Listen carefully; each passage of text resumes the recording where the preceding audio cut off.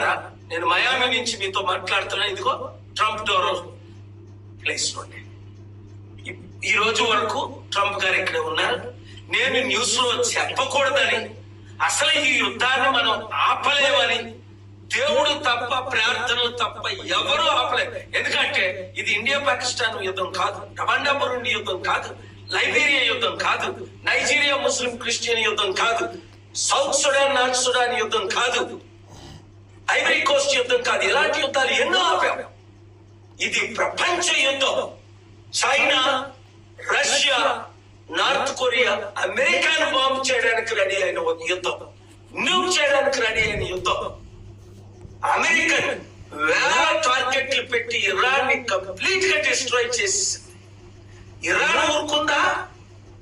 UAE, Gulf countries, ఇతర locations American బేస్ల్ని దెబ్బ కొట్టి వాళ్ళ సత్తా వాళ్ళు చూపించుకున్నారు. ఇగో ఫిబ్రవరి 5 నుండి సీక్రెట్ గా ఎంత టాక్స్, యుద్ధం అవ్వకూడదనే ఫిబ్రవరి 22 చెన్నైలో ప్రపంచ శాంతి సభ పెట్టాం. సో దేవుని కృపలో మిరకలు జరుగుతున్నాయి. ట్రంప్ గారు ఒప్పుకున్నారు, ఇరానియన్ లీడర్స్ ఒప్పుకున్నారు, నెతన్యాహు కూడా పూర్తిగా ఒప్పుకునేటట్టు.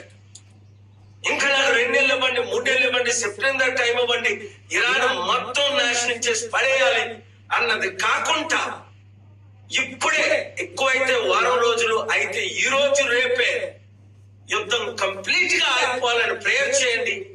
నా క్షేమం కొరకు ప్రేయర్ చేయండి. God bless you. ఈ వీడియో అందరికీ షేర్ చేయండి.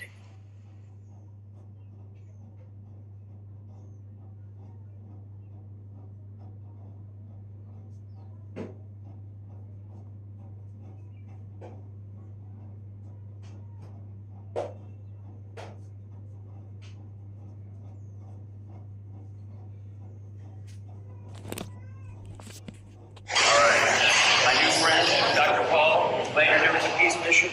I wish you incredible success.